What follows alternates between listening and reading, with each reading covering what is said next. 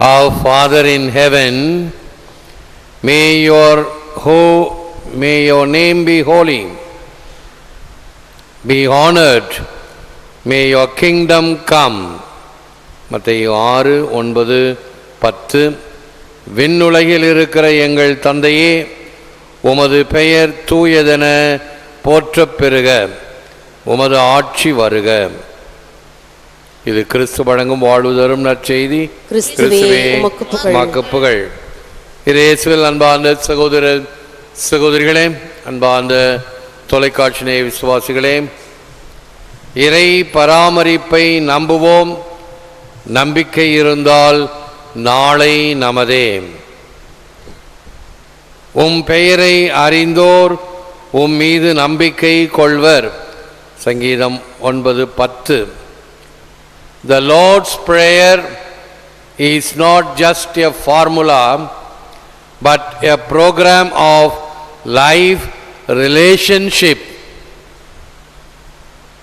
The Lord's Prayer is not just a formula, but a program of life relationship.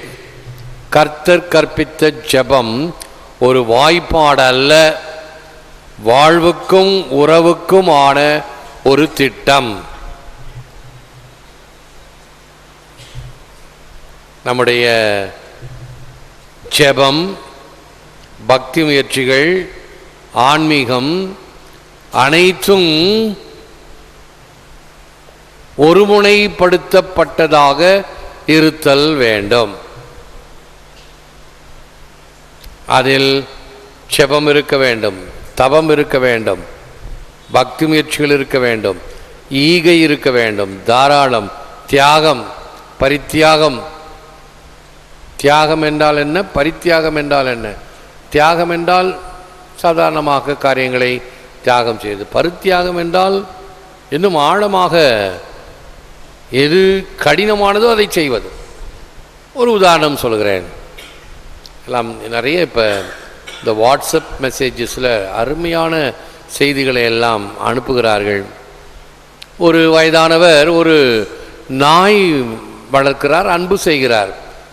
அந்த நாய் அவர் கூடவே போகுது வருது. அந்த நாய்க்கு எல்லாம் கொடுக்குறார், தின்பண்டங்கள் எல்லாம் கொடுக்குறார். நாய் பாசமாக அவருடன் இருக்கிறது. ஒரு நாள் உடல் நலம் குன்றி மருத்துவமனையில் சேர்க்கப்படுகிறார். மருத்துவமனைக்கு உள்ளே செல்ல பார்க்கறது, ஆஸ்பத்திரியில் இருக்கிறவங்க கதவை சாத்தி நாயை உள்ள விடல, வெளியிலேயே படுத்து கிடக்குது. அவருக்காக காத்திருக்குது எப்போ வெளியே வருவார். அவர் வெளியவே வரல, இறந்துட்டார். நாய்க்கு தெரியாது. அவர் வருவார் வருவார் வருவார் என்று வெளியே காத்து கொண்டிருந்த நாய் ஒரு வாரம் கழித்து ஒரு பெண்மணி வீல் சேரில் தள்ளிக்கிட்டு வராங்க. இது பாஞ்சு அந்த பெண்மணியிடம் ஓடுகிறது. போய் பாசமா அவன் மேலே கால்களை வைக்கிறது. என் எஜமானருடைய வாசனையை உன்னில் பார்க்கிறேன், உணர்கிறேன். என்ன அர்த்தம்? அவர் சாவதற்கு முன்னால் தன்னுடைய உடல் உறுப்புகளை தானமாக கொடுத்ததில் பயன்பெற்ற பெண் இவள்.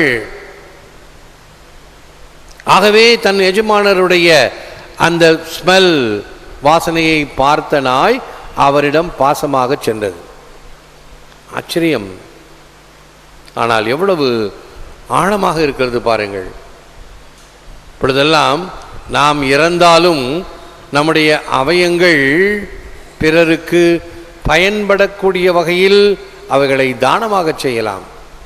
இரத்த தானம் என்பது உயிரோடு இருக்கும் பொழுது அது ஒரு குறிப்பிட்ட வயதில் குறிப்பிட்ட வகையினர் தான் கொடுக்க முடியும். சர்க்கரை நோய் அல்லது இரத்த அழுத்தம், சோகை இவையெல்லாம் இருப்பவர்களெல்லாம் கொடுக்க முடியாது. ஆனால் கண் தியானம் யார் வேண்டுமானாலும் கொடுக்கலாம். சிறு குழந்தையிலிருந்து பெரியவர்கள் வரை அந்த ரெட்டினா என்பதை மட்டும், விழித்திரையை மட்டும்தான் எடுப்பார்கள். அதற்கு ஒரு முன்னதாகவே ஒரு உறுதி பிரமாணத்தை எழுதி கொடுக்க வேண்டும். கல்யாணம் ஏறக்குறைய ஒரு 15 வருஷத்துக்கு முன்னாடியே நான் செய்துவிட்டேன். அதனால் இறந்த பிறகு நம்ம முகம் வந்து டொக்கா இருக்காது. ஆகவே அலங்கோலமாக போயின்னு நினைக்க வேண்டியதில்லை. தாராளமாக எல்லோரும் செய்ய வேண்டிய ஒரு தானம். அப்படி செஞ்சோம்னா நிறைய பேருக்கு பார்வை கிடைக்கும். ஆக இவைகள் எல்லாம் ஆன்மீகத்தினுடைய உச்சக்கட்டம்.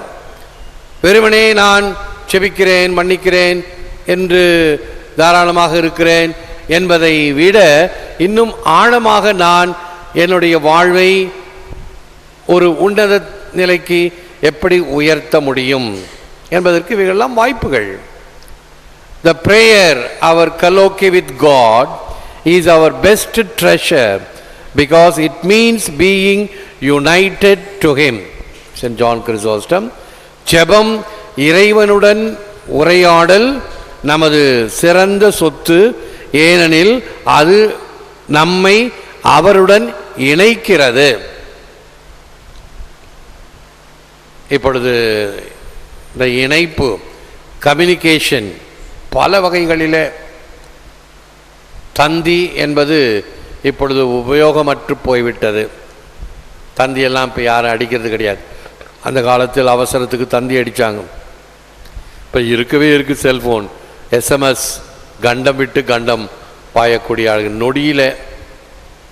இவங்களெல்லாம் விஞ்ஞானத்தினுடைய வளர்ச்சிகள். பிறருக்கு நாம் செய்திகளை கொடுத்த வண்ணம் இருக்கிறோம், பேசிய வண்ணம் இருக்கிறோம். ஏன் பேச்சு, முகத்தை பார்த்து கூட பேச முடியும். நம்முடைய வீடியோக்களை இப்பொழுதெல்லாம் ஃபேஸ்புக் வழியாக அனுப்பி கொண்டிருக்கிறோம், யூடியூப் வழியாக அனுப்பி கொண்டிருக்கிறோம். இந்த நிகழ்வை நேரடியாக பார்க்க முடியும், கேட்க முடியும். இவ்வாறு தகவல் நுட்பம் வளர்ந்த நிலையிலே இறைவனுக்கு நாம் நம்முடைய ஜெபத்தின் வழியாக அந்த ரிமோட் கண்ட்ரோல் என்பதை செயல்படுத்த முடியும். இறைவனிடம் கேட்க முடியும், ஆசிக்க முடியும், வேண்ட முடியும், செபிக்க முடியும், நன்றி கூற முடியும். இவைகள் எல்லாம் இந்த ஜெபத்தின் வழியாக சாத்தியமே. The prayer does not change God, it changes the one who offers it. Kierkegaard என்பவருடைய அருமையான வார்த்தைகள். ஜெபம் கடவுளை மாற்றுவதில்லை, ஜெபிப்பவரை மாற்றுகிறது. ஜெபிக்கும் பொழுது நாம் மாற்றப்படுகிறோம். உங்களுக்கு ஒரு நல்ல உதாரணம் நான் சொல்லியிருக்கிறேன். ஒரு இந்து டீச்சர் 68 வயசில் ரிட்டையர்மெண்ட்டு. இது 66 வயசில் என்னை பார்க்க வந்தது. நான் எங்கள் கடவுளெல்லாம் கேட்டுட்டேன், எங்கள் கடவுள் எனக்கு செவி சாய்க்க மாட்டேங்கிறார், உங்கள் கடவுள்கிட்ட நீங்கள் எனக்காக ஜெபிங்க. ஒரு கருத்து ஒன்று இருக்குது. என்ன கருத்து? என் மாமியார் சாகணும். அதான் என்னுடைய கருத்து, ஜெபக்கருத்து. என் மாமியார் சாகணும். சாக மாட்டாங்க. நீ ஜெபிச்சா சாக மாட்டாங்க. நீ ஜெபிச்சா அது மட்டும் இல்லை, இன்னும் 100 வயசு கூட இருப்பாங்க. ஐயோ, இப்படி பயமுறுத்துறீங்களே. என்னம்மா, சாவது பிறருடைய தீங்குக்காக ஜெபிக்கலாகாது, ஜெபிக்கக்கூடாது. ஜெபித்தாலும் அது நடக்காது. உங்கள் அம்மா, உங்கள் மாமியாருக்கு என்ன வயசு? அவங்களுக்கு 90 வயசு இருக்கும். ஏற்கனவே சாகிற வயசு தான், இன்னும் சாக போகிறாங்க. அதுக்கெல்லாம் நீ சாகணும்னு நேரத்துக்கு வேண்டிக்கிற. தானாகவே சாவாங்க. நீ வேண்டிக்கிட்டீங்கன்னா இன்னும் 100 வயசு வரைக்கும் இருப்பாங்க. பிறகுதான் கேட்கிறது. இதுதான் வழிகாட்டுதல். பிறகு நான் என்ன செய்ய வேண்டும்? எப்படி ஜெபிக்கக்கூடாதுன்றீங்க? எனக்கு அவங்க கொடுக்குற தொல்லை தாங்க முடியல, அந்த வேதனையினால தான் இப்படி சொல்கிறேன். சரி, ஒன்று செய். நீ போய் உன்னுடைய கஷ்டங்கள் எல்லாம் கடவுளிடம் ஒப்புக்கொடு. இந்த கஷ்டங்களை நான் படுகிறேன், உமது சித்தத்தின்படி நடக்க நான் தயாராக இருக்கிறேன், நீ என்ன வழிகாட்டினாலும் நான் நடக்க தயாராக இருக்கிறேன் என்று ஜெபித்து பார். ஆண்டவருடைய திட்டம் உனக்கு எப்பொழுதும் ஆசீர்வாதமாக அமையும். 2 மாதம் கழிச்சுட்டு வாயெல்லாம் பல்லாந்தா டீச்சர் வர்றாங்க. உள்ளுக்குள்ளார சந்தோஷம் பாருங்கள். என்ன சந்தோஷம்? மாமியார் மண்டையை போட்டாங்க. ஆக மறுபடியும் அதனுடைய எண்ணம் எங்கே இருக்கிறது? நான் இப்படி ஜெபித்ததுனால்தான் மாமியார் மண்டையை போட்டாரா? அது கிடையாது. நீ ஜெபித்ததுனால் கிடையாது. அவங்களுக்கு போக வேண்டிய நேரம் வந்துருச்சு, போயிட்டாங்க. அதுதான். ஆகவே பல சமயங்களில் தீமையான காரியங்களை ஜெபித்தால் கிடைக்குமா? கிடைக்காது. ஆண்டவருடைய சித்தத்தை ஏற்கக்கூடிய மனநிலையில் இப்பொழுது பல கருத்துக்களை எல்லாம் தவக்காலத்தில் நான் வைத்து செபித்து கொண்டிருக்கிறேன். பல காரியங்களை செபிக்க வேண்டும். உங்களுக்கு யாரெல்லாம் செபிக்க வேண்டி கொண்டு இருந்தாங்களோ, 2 நாளைக்கு முன்னாடி சொன்னேன், ஒரு இந்து வாலிபன் அவன் அருட்சாதனைகளை பெற தயாராக இருக்கிறான், ஒரு திருமணத்தை முடிக்க காத்திருக்கிறான், இத்தாலியில் பொண்ணு இருக்குது, அவங்க வீட்டில் பிரச்சனை, அந்த பிரச்சனை தீர வேண்டும். கடவுள் என்ன வழிகாட்டுகிறாரோ செபிப்போம். நான் பொதுவாக சொன்னதினால் இன்றைக்கு ஒரு கருத்து சொல்கிறேன் ஆண்டவருடைய சன்னிதானத்தில். அந்த கருத்தை வைத்து தவக்காலம் முழுவதும் செபியுங்கள். ஃபாதர் டாம் இந்த ஈமன் நாட்டிலிருந்து கடத்தப்பட்டார் அல்லவா, அவருடைய ஒரு வீடியோவை நேற்று பார்த்தேன். அவருடைய அபயக்குரல், எனக்காக உதவி செய்யுங்கள், யாரும் என்னுடைய வேண்டுகோளை ஏற்று என்னை விடுவிப்பதாக தெரியவில்லை. போப்பாண்டவருக்கு வேண்டுகோள் விடுக்கிறார், அகில உலக ஆயர்களுக்கு வேண்டுகோள் விடுக்கிறார், அவருடைய சொந்த அபுதாபி ஆயருக்கு வேண்டுகோள் விடுக்கிறார், மற்ற எல்லா இறை மக்களுக்கும் விடுக்கிறார். மனிதர்களுக்கு, ஒரு ஹியூமன் பர்சன், இதோ அபயக்குரல் எழுப்புகிறேன், எனக்காக ஜெபியுங்கள். என்னோடு சேர்ந்த 2 வெளிநாட்டு வேற்று நாட்டு பிணை கைதிகள் இருந்தார்கள், அவர்கள் எல்லாம் விடுவிக்கப்பட்டார்கள். இந்தியனாக இருப்பதினால் நான் இப்படி செத்து கொண்டிருக்கிறேன். இன்னும் கூடிய சீக்கிரத்தில் நான் மருத்துவமனையில் சேர்க்கப்பட வேண்டும். தாடியெல்லாம் வளர்த்து ரொம்ப பரிதாபமாக இருக்கு. அவை நம்முடைய இந்தியாவுக்கு போப்பாண்டவர் வர இருக்கிறார், கோவாவுக்கும் கேரளாவுக்கும். அவருடைய ஒரு இந்த இணைய தியான பாடலை பாருங்கள், இந்த ஏழை கூவி அழைத்தான், ஆண்டவர் அவனுக்கு செவி கொடுத்தார். ஆகவே அவருடைய கூவி அழைத்தலை நாம் ஏற்று இந்த தபசு காலத்தில் நம்முடைய தனிப்பட்ட ஒரு கருத்துக்காக ஜெபிப்போம். நம்ம எல்லாம் போய் அந்த தீவிரவாதிகளோட சண்டை போட்டு அவரை மீட்க முடியாது, ஆனால் கடவுள் மீட்க வல்லவர். நம் ஜெபம் கேட்கப்படும். நீங்களும் சரி, தொலைக்காட்சியில் பார்த்து கொண்டிருப்பவர்களும் சரி, அவருக்காக ஜெபிக்கலாமே. The Lord's Prayer is a compendium of our Christian life. கர்த்தர் கற்பித்த ஜெபம் நம் கிறிஸ்துவ வாழ்வின் ஒரு தொகுப்பு. When things get hectic, stop, be still, like the axis of a wheel, relax a moment in your inner core. நெருக்கடிக்குள்ளாகும் போது சக்கரத்தின் அச்சை போன்று அமைதியாய் நில், உள்ளத்தின் ஆழத்தில் ஒரு நிமிடம் ஓய்வெடு. உள்ள உன்ன என்னை எடுத்து உள்விழுங்கும் நின் நிறைவு ஈர்த்தன்னை ஆட்கொண்ட எந்தை பெருமானே, ஐயனே, எனக்கமுதே, ஆனந்தனே, அடைந்தவர் கருளும் அப்பா போற்றி. எந்தையா எம்பிரான் மற்றும் யாவருக்கும் தந்தை தாய் தம்பி நானே, ஐயா நின்னதில்லதில்லை மற்றோர் பற்று என்பது திருவாசகம். ஆகவே our prayers and God's answer are like this.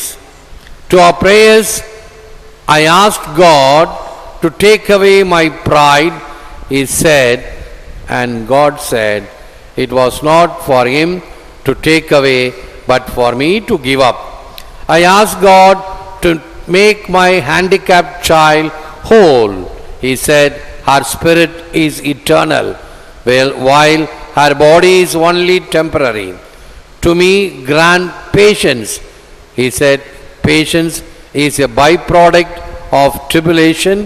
It is not granted. இறைவனிடம் வேண்டினேன், அவரின் பதில் இப்படியாக இருந்தது. என்னுடைய ஆணவத்தை அழித்திட வேண்டினேன், அதை அடக்கி ஆள வேண்டியது என் பொறுப்பு என உணர்த்தினார். இறைவனிடம் வேண்டினேன், அவரின் பதில் இப்படியாக இருந்தது. என் ஊனமுற்ற குழந்தைக்கு நலமளிக்க வேண்டினேன், அக்குழந்தையின் ஆன்மா அழிவில்லாதது என்றார்.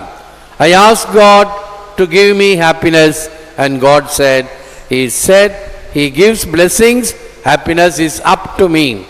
To spare me pain, He said, suffering draws you apart from worldly cares and brings you close to me.